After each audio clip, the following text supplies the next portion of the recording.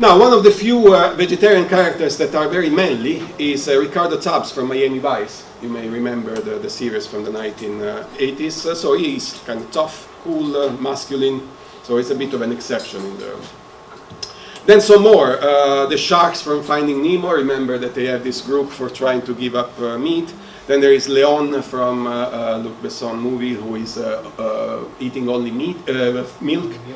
Then we have Brian Burke from Things We Lost in the Fire, who is alive through the flashbacks of the other characters, and he's a rather ethical vegetarian. We have Elle Woods from Legally Blonde, of course. April Burns from Pieces of April, Cassie Moreau from RV, Ricky Fitz from American Beauty, Lane Hanson from The Contender, Fiona from About a Boy, Mina from Hungry Hearts, Shaggy from Scooby-Doo, Sharon from Braceface, Ang from The Last Airbender, Dr. Temperance Brennan from Bones, Angela Martin from The Office, Rachel Berry from Glee, Lola from La Cena di Baietto Scola, John Harvey Kellogg from The Road to Melville, Elizabeth Costello, based on the novel by J.M. Coetzee, Beast Boy in Teen Titans, and more recently Monica from La Casa di Carta, Money Heist. If you have seen any of this movie, or at least a few, you will notice that most of them are indeed out of context character, a little bit weird or something. Most of them, not all. And there is a special guest, Princess Meghan Markle, who has now outraged the Queen for wanting to feed the son with a plant-based diet, and Queen Elizabeth doesn't like the idea. What is very interesting, Meghan Markle is a so-called foodie, a food enthusiast, one who knows a lot about food and has used to have a blog, but she eats plant-based. Now, in the TV series Suits, where she played the parts of Rachel, she's also a food enthusiast, but she's not vegan. Because in the general representation, if you like food, if you are a connoisseur of food, you can't be vegan. Because vegans are normally eating more poor, depressed stuff. So every time she invites somebody in the series to eat something, it's always liver pate, is some kind of very refined meat. Now, a quotation from Lauren Rosewarne about the process of othering, which is really what I'm talking about here. Political research on food tends to restrict analysis to issues of ethical production, food security, marketing, and consumption. Also, Gianfranco has mentioned this brilliantly. While being a vegetarian is not a media taboo in the same way that cunnimbulus and pregnancy termination are, vegetarianism is nonetheless an uncommon dietary choice and normally portrayed as fringe behavior. That vegetarians are apart from mainstream culture is something mirrored on screen, with most film and television examples portraying vegetarians as somehow different. The standard othering and stereotyping, if not outright demonizing in some cases, of vegetarian characters highlight that not only is eschewing meat considered unusual, but that it's also raised a variety of social and political issues related to gender, patriotism, health, and intellect. Rosewarne made a very interesting classification of the various perceptions of vegetarians, particularly in audiovisual text, movies and series and so on. So let's see quickly some of them. Unattainable vegetarianism. The VV appears unknowingly self-righteous, too correct, too sensible, and too obsessed. This way, the moral weakness of the non-VV characters becomes a strong element of identification and sympathy for the audience, and the VV is cast either as villain, like Twain from Murder by Death, Phil that you see in the picture from the Green Card, or as too good to be true, or alive even, like in Brian in Things We Lost on Fire, or even terrestrial, like in Spock in Star Trek. Then we have the tempted vegetarians. Sooner or later, a VV is tempted to eat meat again. That, for example, is embodied by Phoebe's pregnancy cravings in Friends. You remember that episode? She gets pregnant, she gets the craving for meat, but Joy, heroically, becomes vegetarian for the duration of the pregnancy, so the amount of animals killed is the same. Then we have the episode in which Spock and the rest of the crew are trapped in this Ice Age planet. Do we have any Star Trek enthusiasts here? Do you remember It's from the 1960s. And then he finds himself eating meat without even wanting. There is a snapshot from this passage. Vegetarians in the non-vegetarian world, I mentioned that a few times. So the dynamics of coexistence and or alienation between the vivis and the carnis. So we have seen it in My Big Fat Greek Wedding, in Pieces of April. Everything is illuminated, as we have seen the sequence, etc. Hippies and the New Age. Typical social image of the vegetarian is that of the alternative outcast or bohemian or rebel. So Pieces of April is here. Then RV, American Beauty, The Contender. These are all movies with vegetarian outcasts. Sickly vegetarians. They are perceived as weak, not fully healthy, and not virile enough. See a comparison between the vegetarian Shaggy and the meat eater Fred in the Scooby-Doo series. Killjoys and sad sacks. VVs are perceived as unhappy and dull people, not rarely with certifiable conditions of depression or similar, like we see here Mina in Hungry Hearts or Fiona in About a Boy, Phil himself in Green Card. Preachy vegetarians, they are perceived as constantly and raucously attempting to convert meat eaters, like Elizabeth Costello in The Lives of Animals, Lisa Simpson, Fiona from About a Boy, whom you see here.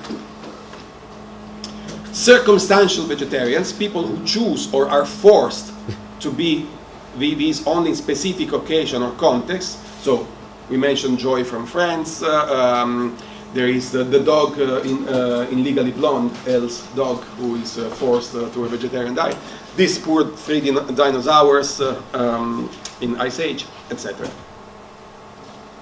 Vegetarians for good health, so people who make the choice just for healthy reason. Remember Lionel Twain saying that he looks young because he's on a strict vegetable diet and he uses a lot of makeup. Plus Leon, Ricardo Tubbs, and so on. Enlightened vegetarians, vegetarianism and veganism that is perceived as an intellectual academic lifestyle, and the VVs are perceived as kind of on a position of intellectual superiority, so to speak. So we have Elizabeth Costello from The Lives of Animals, the character from Everything is Illuminated, Jonathan Foer, etc.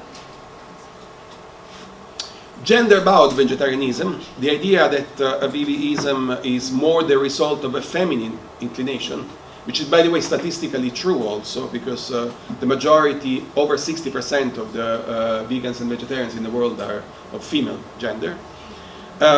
So this is opposed to the stereotype that the real man eats beef, steak, etc. So if we exclude the exceptions of Leon or Ricardo Tubbs and very few others, all the male vegans or vegetarians in movies and series tend to be a bit more effeminate, not meeting the stereotypical masculinity. Non-political vegetarians, those that are such without making any particular statement, like in Jonathan in Everything is Illuminated, simply answers, I just don't eat meat. He doesn't say, I don't want animals to be killed, or it's for climate change, or whatever reason. I just don't eat meat. So we have the barber in The Great Dictator, Hanson from The Contender, whom you see here, etc.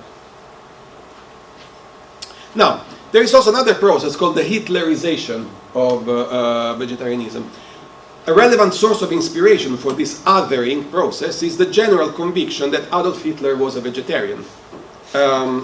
This, by the way, was challenged also by some biographers. There is an interesting book by Rin Berry, Hitler, Neither a Vegetarian nor Animal Lover, in which he also had some evidence from Hitler's cook, who said that Hitler enjoyed actually some particular types of meat.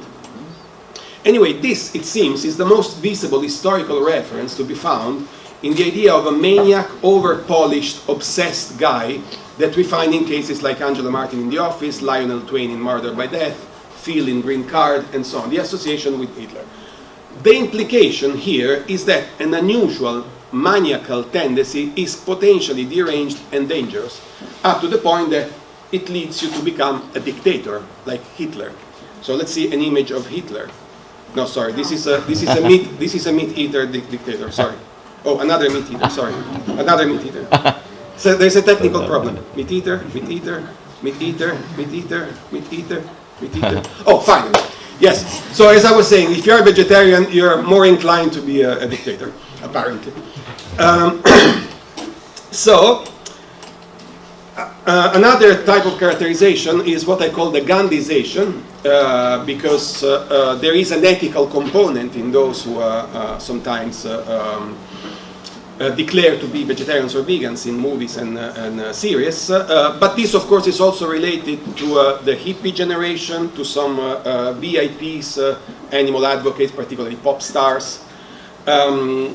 And it's also noteworthy to notice that the most famous movie about Gandhi, which was the famous Richard Attenborough 1982 movie, and it's a 3 hours movie, it doesn't mention for a single second the vegetarianism of Gandhi. It's never an issue. While Gandhi made it clear, if you read any of his autobiographies, how important this was in his formation as a pacifist, as a non-violent. Another one is the Kafkization, we can call it. The vegetarian writer Franz Kafka is probably another important source when it comes to depicting vegetarians as social maladjusted outcasts, people who are a little bit on the margins. So we see Mina in Hungry Hearts, Ricky Fitz in American Beauty, a bit Jonathan Foer in Everything is Illuminated. The Pamelization, we can call it, is also important. Some vegetarian VIP beauties, such as Pamela Anderson, must be behind characterizations like Elle Wood in Legally Blonde and similar ones.